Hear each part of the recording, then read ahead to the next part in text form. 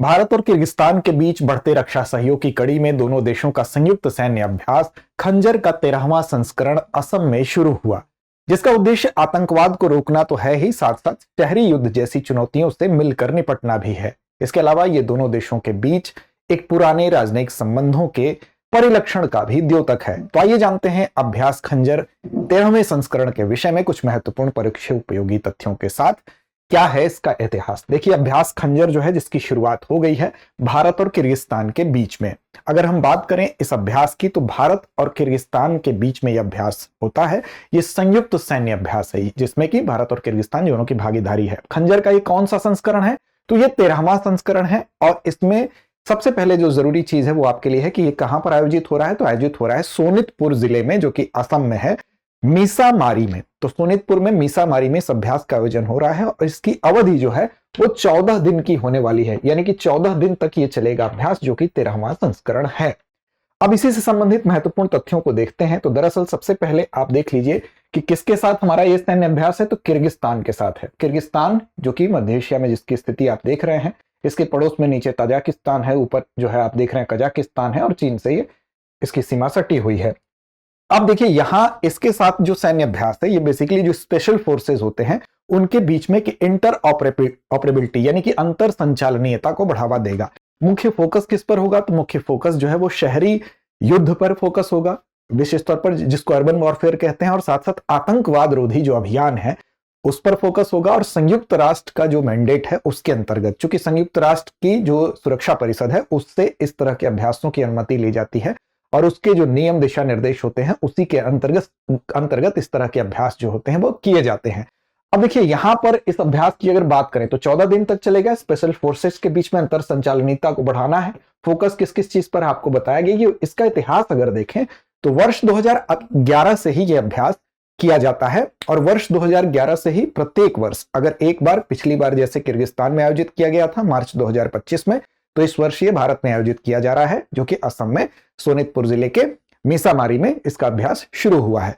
अब देखिए, यहां पर भारत की तरफ से देखें तो पैराशूट रेजिमेंट और साथ साथ स्कॉर्पियन रेजिमेंट जो है किर्गिस्तान की तरफ से इसमें हिस्सा ले रही हैं, जो कि स्पेशल फोर्सेस के अंतर्गत दोनों देशों के आती हैं। अब महत्व क्या है इसका? तो महत्व यह है कि दोनों देशों के बीच में सैन्य सहयोग तो बढ़ता ही है, साथ साथ एक विश्वास में मजबूती आती है। अब यहां पर इस अभ्यास में क्या क्या होगा? तो इसमें आप देखेंगे तो इसमें जो रूम इंटरवेंशन होता है, साथ साथ बिल्डिंग क्लियरेंस कैसे किया जाता है, आतंकवादी घटनाएं अगर होती हैं तो माउंटेन क्राफ्ट कैसे होगा, आतंकवाद रोधी ड्रिल्स का आयोजन किया जाएगा, ये तमाम गतिविधियां इसमें शामिल होंगी। साथ ही साथ इसके माध्यम से जो क्षेत्रीय सुरक्षा है उसको बढ़ावा दिया जाता है, और रक्षा साझेदारी में एक नई मजबूती के प्रतीक के रूप में भी इस तरह के अभ्यास देखे जाते हैं। वर्ष 2011 से आयोजित हो रहा है, ये आपको याद रखना है। अब देखिए, भारत के लिहाज से अगर देखें तो भारत और मध्य एशिया के संबंध जो है उसका इतिहास पुराना रहा है। आप देखें तो प्राचीन समय में जो रेशम मार्ग हुआ करता था, यानी कि जो सिल्क रूट हुआ करता था, जो कि चाइना भारत से होते हुए मध्य एशिया होते हुए यूरोप को कनेक्ट करता था, एक प्रमुख व्यापारिक मार्ग था। इसके माध्यम से भारत मध्य एशिया से जुड़ा हुआ था, और ये व्यापारिक मार्ग न सिर्फ रेशम, चूंकि एक महत्वपूर्ण वस्तु हुआ करती थी इस रास्ते से जिसका व्यापार होता था, इसलिए इसका नाम ही सिल्क रूट पड़ा था, लेकिन इसके अलावा अन्य जो व्यापारिक वस्तुएं थी उसका भी व्यापार होता था। साथ साथ अगर हम देखें तो धार्मिक और सांस्कृतिक दृष्टिकोण से भी ये व्यापार मार्ग जो है वो एक दूसरे के साथ संस्कृति साझा करने में भी एक अहम योगदान निभाता था। तो रेशम मार्ग के माध्यम से भारत मध्य एशिया से कनेक्ट था। इसके अलावा बौद्ध धर्म को लेकर आप बात करें या सूफी परंपरा को लेकर बात करें, इसके माध्यम से भी दोनों देशों में कनेक्टिविटी पहले से देखी जा रही है। 1991 में जब यूएसएसआर का जब विघटन हुआ, यानी सोवियत संघ का जो विघटन हुआ, उसके बाद भारत और मध्य एशिया के बीच में जो रिलेशन है वो भी भारत को एक नई, हम कह सकते हैं कि नए अवसर के रूप में दिखाई दी, जिसमें कि जो भी उसी के अंतर्गत एक देश था वो था किर्गिस्तान। अब किर्गिस्तान का अस्तित्व जब आया तो भारत ने उसको शुरू से ही मान्यता दी।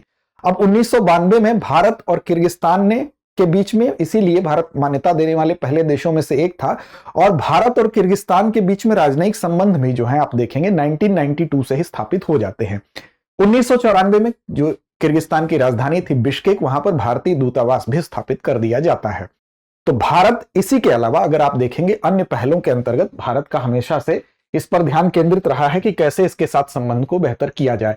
तो 1992 से राजनयिक संबंध, 1994 में बिश्केक में भारतीय दूतावास की स्थापना को कह लें, साथ साथ 2012 से ही भारत ने विशेष टारगेट करते हुए इस क्षेत्र को अपनी जो कनेक्ट सेंट्रल एशिया जो पॉलिसी थी वर्ष 2012 से उसको चलाया, और इसके माध्यम से भारत की कोशिश थी कि हम सामाजिक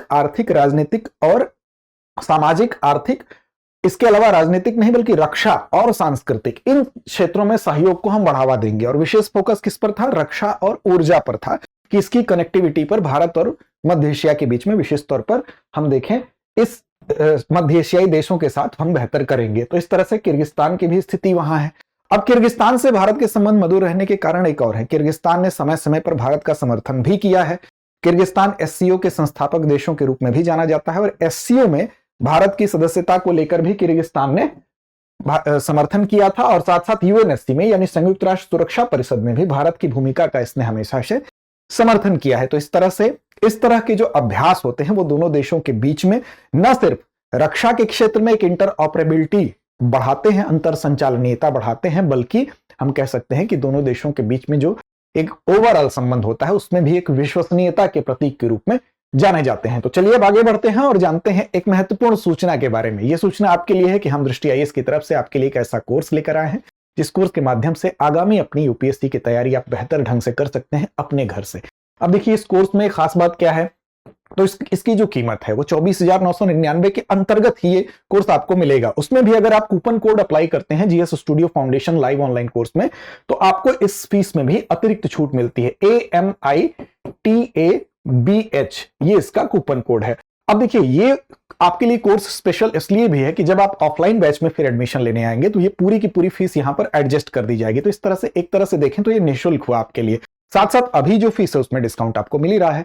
अब देखिए इस कोर्स के माध्यम से आपको 1250 प्लस घंटों की क्लासेस मिलती हैं। इसके अलावा आपको करंट अफेयर्स के 2 साल का पूरा कवर किया जाता है। उस क्लासेस की एक्सेस भी मिलती है, करंट अफेयर की आपको जो प्रिंटेड मटेरियल है वो भी मिलता है, साथ साथ आपको 18 क्लास टेस्ट मिलेंगे।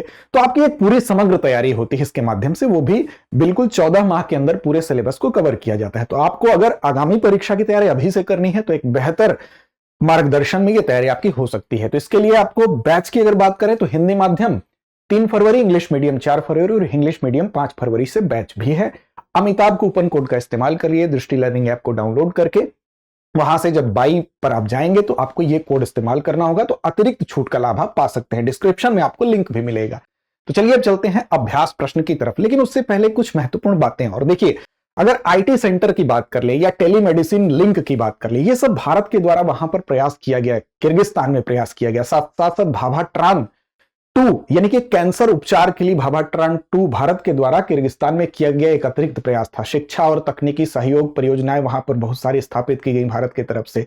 तो अभ्यास जो खंजर है वो भारत की हम कह सकते हैं कि एशिया में सुरक्षा और रणनीतिक उपस्थिति को तो दिखाता ही है मध्य एशिया में। साथ साथ अगर हम देखें तो रेशम मार्ग के द्वारा हमारी जो प्राचीन कनेक्टिविटी रही है उसको और आगे ले जाने की जो हम ये बात भी करता है। तो ये बातें आप स्पष्ट रखेंगे तो इसका कई ढंग से इंपॉर्टेंस है। अब आपको जवाब देना है कि अभ्यास खंजर का 13वां संस्करण कहां आयोजित किया जा रहा है। लेह लद्दाख में, जोधपुर राजस्थान में, मीसामारी असम में या पोर्ट ब्लेयर अंडमान में। तो इस प्रश्न का जवाब कमेंट बॉक्स में दीजिए। साथ ही साथ हमारे टेलीग्राम चैनल को अभी तक आपने सब्सक्राइब नहीं किया तो कर लीजिए, दृष्टि आईएएस यूट्यूब, और साथ साथ हमारे यूट्यूब चैनल को सब्सक्राइब कर लीजिए ताकि हमारी अन्य वीडियो आप तक आसानी से पहुंच सके। और आपके सब्सक्रिप्शन से हमें प्रेरणा मिलती है और बेहतर करने की। तो लड़ते रहिए, अपने लक्ष्य की ओर बढ़ते रहिए। अब एग्जाम की तैयारी को और बेहतर करने के लिए हमारे चैनल को लाइक, शेयर और सब्सक्राइब करना ना भूलें।